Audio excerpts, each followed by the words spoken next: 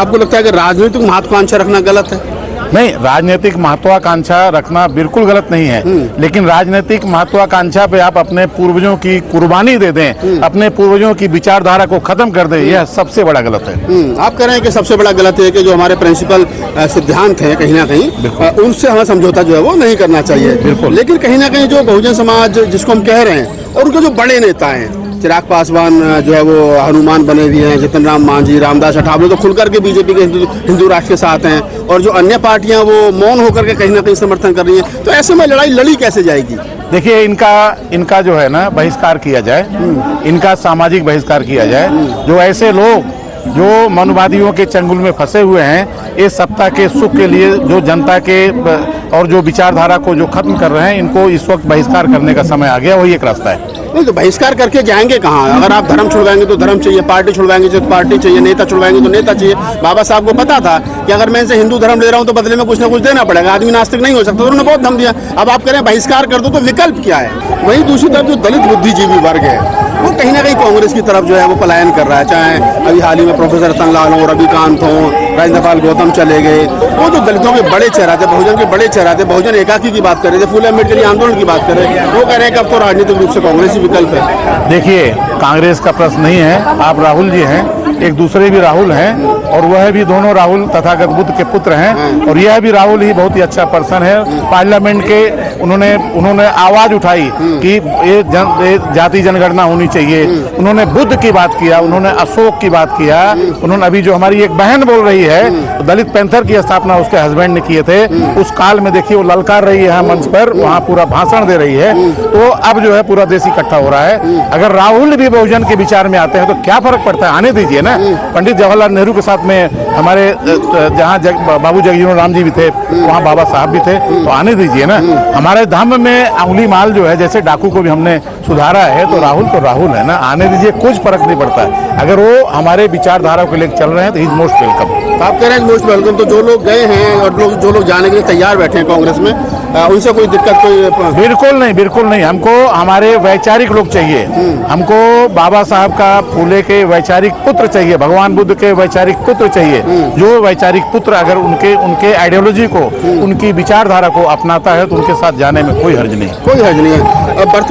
वर्तमान समय में जिस प्रकार से वोट चोरी का जो है मामला बड़ा सुर्खियों में है, और बिहार में राहुल गांधी, तेजस्वी यादव, इंडिया गठबंधन है, पूरी तरीके से सरकार को घेर रखा। चुनाव आयोग जो है वो फिर भी कहीं ना कहीं सरकार की भाषा बोल रहा है। जो वोट का अधिकार बाबा साहब डॉक्टर अम्बेडकर ने बड़े कष्टों मुसीबतों से बहुजनों को दिया था, वो छीन रहा है, और ऐसे में बहुजन पार्टियां जो वो मुंह पर ताला मारे बैठी हैं। देखिए, ये चुनाव आयोग नहीं, एक चुना आयोग है।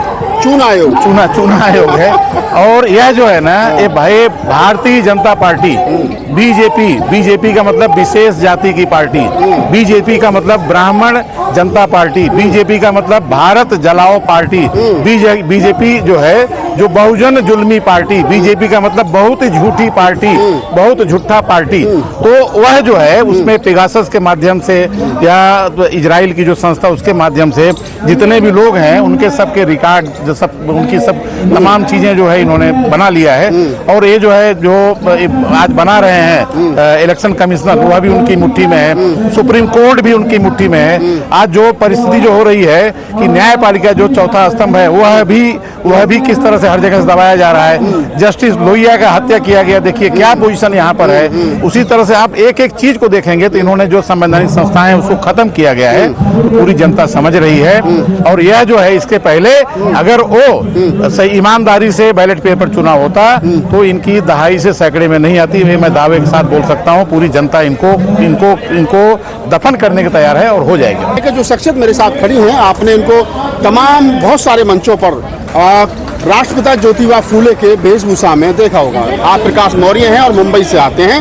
प्रकाश मौर्य साहब लॉर्ड बुद्धा बैंक, जो हमारे चैनल पर एक खबर चली थी जिसके बारे में तमाम लोगों ने जानने और समझने की कोशिश की थी, उसके संस्थापक सदस्य हैं। दूसरी तरफ सत्यशोधक समाज के राष्ट्रीय अध्यक्ष हैं। देश में घूम करके 40 साल से फूले अम्बेडकरी वैचारिकी को मजबूत जो है वो कर रहे हैं। बातचीत करेंगे और बातचीत का सिलसिला शुरू करने से पहले मैं आपको बता दूं कि विषय रहेगा कि फूले अम्बेडकरी आंदोलन वर्तमान में हिंदुत्व की लहर में कहां और किस दिशा में है। सर, सवाल वही कि 40 साल से प्रकाश मौर्य घूम करके मुल्क भर में सत्यशोधक समाज, भारतीय बौद्ध महासभा, फूले अम्बेडकरी वैचार को कहीं ना कहीं रोकने की कोशिश कर रहे हैं। वर्तमान में हिंदुत्व की लहर में प्रकाश मौर्य उस विचार को कहाँ देखते हैं? देखिए आदरणीय नागपाल जी, ये मरणासन्न है जिसको आप हिंदुत्व कहते हैं। इनके जो राष्ट्रीय सर्वनाथ संघ आरएसएस के जो संस्थापक को कहते हैं कि हिंदू कोई धर्मी नहीं है, सारे लोग हिंदू कोई धर्मी नहीं है। तो इनका जो ब्राह्मणी धर्म है, जो वैदिक धर्म है, सनातन तो भगवान बुद्ध का धर्म है। तो इस वक्त पूरे भारत में जितने भी समाज के लोग हैं, जो बहुजन समाज के लोग हैं, वो खड़े हो गए हैं, सब काम कर लिए हैं। और यहाँ पे सत्ता जो उनकी आई है वो तो चोरी से आई है, पूरे देश को मालूम पड़ गया है। तो इसके लिए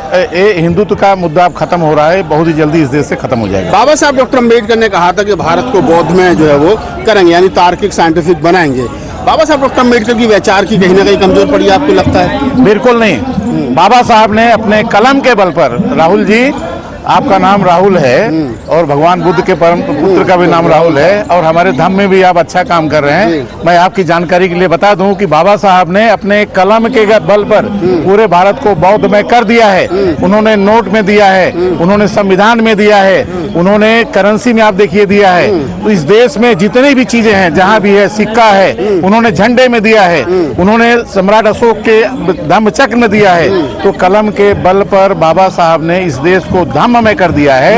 और धर्म जो है कोई हिंदू मुसलमान सिख ईसाई नहीं है। धर्म न हिंदू ईसा है, धर्म न मुस्लिम चैन, धर्म सुख की चिंता, धर्म शांति सुख चैन। धर्म कोई हिंदू मुसलमान भगवान बुद्ध का नहीं है। धर्म जो है मानव समाज के लिए उपयोगी है। तो ऐसा नहीं है, बाबा साहब ने अपने जीवन में जो करना था उन्होंने कर दिया है। आप कह रहे हैं कि बाबा साहब ने जो करना था वो कर दिया है। कहाँ कमी रह गई है कि आज़ादी के 78 साल के बाद में हिंदुत्व की पार्टियां, हिंदुत्व के विचारकों से, गोलवरकर के विचार से, सावरकर के विचार से उत्प्रोत रखने वाली पार्टियां सत्ता में लगातार पिछले 15 सालों से सत्ता में चले आ रही हैं? कहाँ है 85% बहुजन समाज? देखिए, ये सबसे बड़ी दुख की बात है कि हमारा कोई दुश्मन ही नहीं है। हमारा दुश्मन हमारे अंदर है। जिस दिन हमारे लोग जो हैं, जो अलग अलग पार्टियों में, गटों में, तटों में बिखरे हुए हैं, कोई नगर सेवक के लिए मर रहा है, कोई विधायक बनने के लिए मर रहा है, कोई मेंबर ऑफ पार्लियामेंट के लिए बन रहा है, वो बन गया तो फिर मंत्री के लिए बन रहा है। तो ये इस तरह से हमारे लोग बटे हुए, टूटे हुए हैं। जिस दिन ये इकट्ठा हो जाएंगे, हमारा समाज जो है जिस दिन इकट्ठा हो जाएगा, तो ये 2 मिनट में क्रांति हो जाएगी। जो आरएसएस है, जिसको हम राष्ट्रीय सर्वनाथ संघ कहते हैं, आज ये 100 साल से इन्होंने एक धर्म का, एक जो है राम मंदिर का ताला खोलने का पूरे देश में एक उन्माद मचाया। इन्होंने रामायण चलाए, इन्होंने महाभारत चलाए। तो अब ये देश में धीरे धीरे तमाम जो है सम्राट अशोक की स्तूपें अब आ रही हैं, सम्राट अशोक के, भगवान बुद्ध के जो विचार हैं आ रहे हैं। तो सारा समाज अब इकट्ठा हो रहा है। राहुल जी, अब पहले से अब में खूब परिवर्तन हो रहा है, हो जाएगी क्रांति। तो क्रांति हो जाएगी, लेकिन अब लोगों के पास संसाधन है, मतलब पैसा है, सब कुछ है, जनमानस है। उसके बावजूद भी लोग अपने व्यक्तिगत लालच के लिए मूवमेंट को छोड़ करके बीजेपी और आरएसएस की सदस्यता दिन प्रतिदिन ले रहे हैं। हाँ, नहीं, आपका कहना सही है। हमको पहचानना है, चिन्हित करना है जनता के बीच में। और हमारी जो है भारतीय समाज संघ है, जिसको हम BBA कहते हैं, आपको मालूम है कि अभी खुद की बैंक हम लोग बना रहे हैं, खुद की कंपनियां बना रहे हैं। लगभग 7-8 एकड़ का हमारा शहर में, मुंबई में जैसे में हमारा कंपाउंड है, वहाँ पे पूरे भारत के जितने भी शेतकारी सामान है उनको हम प्रोडक्ट का काम कर रहे हैं। तो हम चाहते हैं कि पूरे देश में हमारी खुद की कंपनी हो, हमारे खुद के बैंक हो, हमारे लोग अपने बैठे हैं। हम इसका, हमारा पूरा एक आंदोलन चालू हो गया है, हो जाएगा। पूरा आंदोलन चालू हो गया है।